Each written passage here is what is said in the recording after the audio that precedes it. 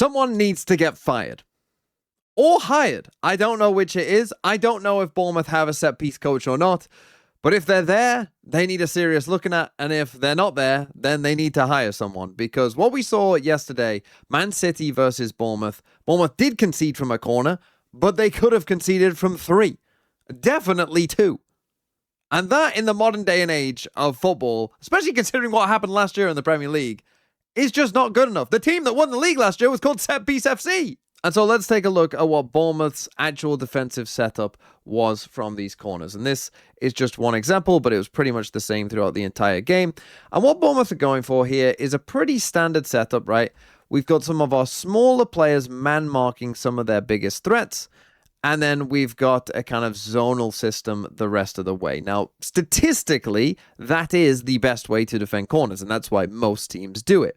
However, this setup, especially the zonal setup, is not the best. Now, it must be said, Man City, and particularly the exact lineup Man City played yesterday, was incredibly, corner-friendly. Right, you've got Nico O'Reilly, who's a massive threat. You've got Gahue, who scored multiple goals last year for Palace and City. You've got Gvardiol, massive threat. You've got Ruben Diaz. You've got Haaland in here as well, right? Like, Man City had a lot of corner threats on the pitch at the same time. So I'm not saying it's going to be easy to defend against a team who's, essentially playing 5 centre-backs and Haaland in their team, right? Of course, that's not going to be easy to defend corners against. However, this setup that Bournemouth have got is just not very good. Now, one of the reasons that I don't like Bournemouth's setup here is if I was to draw where most goals from corners are scored, I'd say it comes just outside the front post, just outside the 6-yard box, into the midway through the 6-yard box, and then kind of down here, and most of the goal. It'd be a box, something like this. Right? This is where most goals from corners are scored from, right? And so this should be the area that we prioritize the most in terms of defending. Now, they're not doing a horrible job of that, right? We've got our 2 centre-backs and Evan Nielsen here kind of in that box. But I would say there are still a lot of problems here in terms of the overall setup, right? So what are some of the problems with particularly the zonal side? You want to mark these guys, man-to-man, their 3 biggest threats. That's fine, right? No problem with that. That's absolutely, it is what it is. So some of the problems that they've got. One, let's start with Ryan. Okay, so Ryan here, he's kind of like the third. So if we go 1, 2, 3 from left to right here, he's kind of our back post zonal marker. However, he's already in a bad position because he's too far outside, right? Why do you need to be outside of the back post, right? The chances of a goal coming from, outside the back post are relatively small. And so you can, probably take a step inside here. The thing is as well, normally these guys, your kind of defenders here, are in a line, right? They're in a straight line. The thing is, Ryan is actually correct in terms of the line that he's on because Man City are doing a ton of in-swing corners. Pretty much all the corners we're going to see are in-swinging corners in this game. And so these guys are too far out, right? This is your 2 centre-backs and they're in the wrong position. They need to take a step back, right? We're talking about in-swing corners. If this was an out-swinging corner, yeah, maybe you can be there, right? But just think about it. Obviously, you want to ideally get a step to the ball. You're trying to head the ball this way. So it'd be good if you could take a step, get some momentum, and then head the ball that way, right? With where they're standing right now, well, that corner is likely to come in. You might have to take a step back and then try and head the ball that way. That's not what you want, right? So these guys really here probably need to shade back a little bit and take a little step back so that then they can go and attack the ball a bit better. I would also say here that this player at the front post, particularly if there's no short corner threat, probably also can take a step back. I mean, what are the chances that this guy here, think about what he's defending. What are the chances that someone runs across in front of you there and is going to manage to score from in front of you all the way out here? It would have to be an incredible header to score from there. It's just so unlikely. You don't need to be that far forward. You can definitely afford to take a big step back. And then, look, I would personally say, and we'll see this from Man City in a second, I would say that one of these 2 probably can, it might need to switch the roles around or whatever, but I personally like to have 4 people here, right? I like to have a zonal of 4 rather than kind of a zonal of 3 in terms of your main people who are going to defend it, because as you will kind of see in this video, it just becomes a bit too easy to kind of isolate someone, pin them, and create a lot of space, right? Like the gap here is pretty big between these two players. And this is like, perhaps the most dangerous area for them to head it. And there's a pretty substantial gap between our two centre halves. And then there's a gap here as well to Ryan. To show you this, let's just take a look at Man City's defensive setup from corners. And you can kind of see that this is what I would call a good defensive corner setup, right? That's doing a lot of the things. So this front post guy, instead of being, out here in Narnia, right? Our main defender here is, just kind of in front of the front post there, right? In a good position. You'll also notice, are they standing on the 6-yard box like Bournemouth were, right? Are they where Bournemouth were in theirs, right? Where we're kind of outside foot on the 6-yard box? No, right? We're outside foot a good yard inside the 6-yard box. And again, that's because we want to be able to come and attack the ball potentially, right? To give us a bit of space. So that's good.